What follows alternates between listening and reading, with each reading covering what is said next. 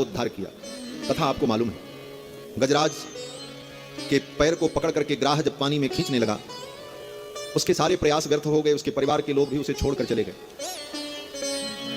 अकेले वो लड़ता रहा और लड़ते लड़ते जब थक गया तब उसे भगवान की याद आई। हाथी होकर, पशु होकर भगवान को कैसे याद करता है, उसको भगवान की याद कैसे आई? तो सुखदेव जी उत्तर देते हैं, राजन, पूर्व जन्म के संस्कार के कारण जजाप परमम जाप्यम प्राग जन्मनि अनुशिक्षितम, पूर्व जन्म के संस्कार के कारण उसे भगवान की याद आ गई। पूर्व जन्म में ये इंद्रद्युम्न नाम का राजा था और उस समय ये भगवान विष्णु का परम भक्त था। उसी समय इसके गुरुजी आ गए, अगस्त मुनि। उनके आने पर उठ करके खड़ा नहीं हुआ, बैठे ही रहा। गुरुजी नाराज हो गए। गुरुजी ने कहा, हाथी जैसे बैठे हो, जाओ हाथी हो जाओ। अगले जन्म में हाथी बन गए। पूर्व जन्म का संस्कार था, भक्ति किया था। देखो, भगवान की भक्ति में जो लग गया, अगर उससे कुछ गलती भी होगी लेकिन अंत में वो भगवान के चरणों में ही जाएगा और कहीं नहीं जाएगा। आज नहीं कल भगवान के चरण में ही उसको पहुंचना है। स्वयं भगवान कहते हैं, नमे भक्त प्रणश्यति, मेरे भक्त का कभी प्रणाश नहीं होता। ये पक्का है। उसको भगवान की याद आ गई और गजराज ने भगवान की स्तुति की। 28 श्लोकों में गजराज ने भगवान की स्तुति की है। इसका नाम गजेंद्र मोक्ष है। 28 श्लोकों में गजराज ने भगवान की स्तुति की। इस तत्व को समझना।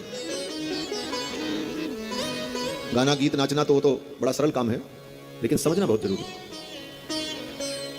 गजराज 28 श्लोकों में भगवान की स्तुति करता है, लेकिन कहीं गजराज ने भगवान का नाम नहीं लिया। पूरी स्तुति कर गया। बोले बिना नाम लिया स्तुति कैसे हुई? बोले तो गजराज की जो स्तुति थी बड़ी गोलमाल थी। गोलमाल का मतलब, गजराज कह रहा था, जो सारे दुनिया का मालिक है वो मेरी रक्षा करे, जो कण कण में बैठा हुआ है वो मेरी रक्षा करे, जो मेरे अंदर और सबके अंदर विद्यमान है वो मेरी रक्षा करे। यस्मिन इदम यतश्चेदम, ये संपूर्ण सृष्टि जिसके अंदर विद्यमान है वो मेरी रक्षा करे। ये सारी सृष्टि जिससे उत्पन्न हुई है वो मेरी रक्षा करे। ये सब कहता रहा, लेकिन नाम कहीं नहीं लिया कि वो कौन है, वो विष्णु है कि वो गोविंद है कि वो सूर्य है कि वो चंद्रमा है कि वो ब्रह्मा है कि वो शंकर है कि वो इंद्र है। किसी का नाम नहीं लिया। पूरी स्तुति पढ़ लेना।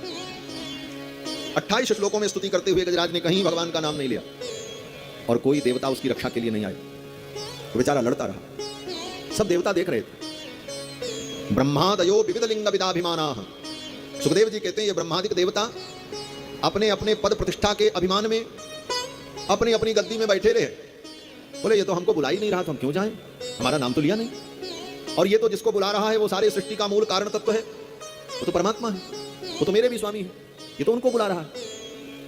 इस स्तुति के द्वारा परम तत्व का निर्णय हो गया कि परम तत्व कौन है, सुप्रीम पावर कौन है, अंतिम तत्व परम तत्व कौन है, इसका निर्णय कर दिया गजराज ने अपनी स्तुति के द्वारा। नाम किसी का नहीं लिया और ये कहता था कि जो परम तत्व है वो मेरी रक्षा करे, जो सबका स्वामी है वो मेरी रक्षा करे।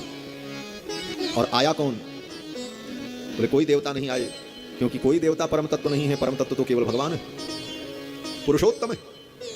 और भगवान आए, जबकि भगवान का भी नाम उसने नहीं लिया, लेकिन जिन जिन विशेषताओं का वर्णन किया वो विशेषता भगवान में ही भगवान आए।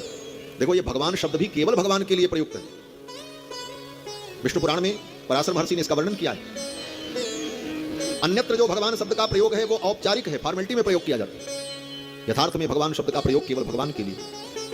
और वेदांत के ब्रह्मसूत्र की व्याख्या में श्री भाष्य में भगवत्पाद रामानुजाचार्य ने अथातो ब्रह्म जिज्ञासा में जो ब्रह्म शब्द है उस ब्रह्म शब्द की वाचकता पर जब विचार किया तो भगवत्पाद रामानुजाचार्य कहते हैं, ब्रह्म शब्द भी पुरुषोत्तम का ही वाचक है।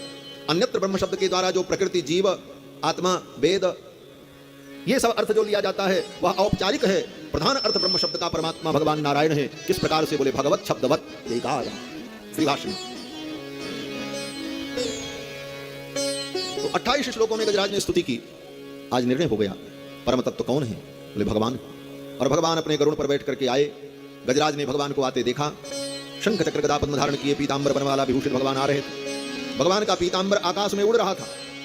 भगवान की अलकावली वायु के वेग से हल्लोलित हो रही। गले की बनमाला हिल रही, कानों के कुंडल झंकृत हो रहे थे और गरुड़ जी के पंख से वेद के मंत्र प्रकट हो रहे थे, सामवेद के मंत्र प्रकट हो रहे थे। भगवान के स्वरूप को जब गजराज ने देखा तो गजराज भूल गया, ग्राह ने मुझे पकड़ रखा है। गज निरख्यो फहरान बसन की, ललक लग्यो मुख कमल विलोकन, भूल गई गजग्राह ग्रसन। गजराज भूल गया कि ग्राह ने मुझे पकड़ रखा है। बनमाला हलरत ही ऊपर दामिन सी मृदुमंद हसन की गज निरखो फहरान बसल।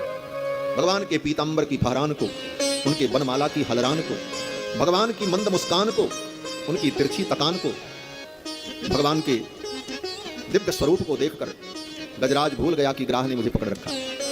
और गजराज ने सोचा मैं भगवान की क्या सेवा करूं, मैं इनको क्या अर्पण करूं। Jai Gaumata, Jai Gopal, you are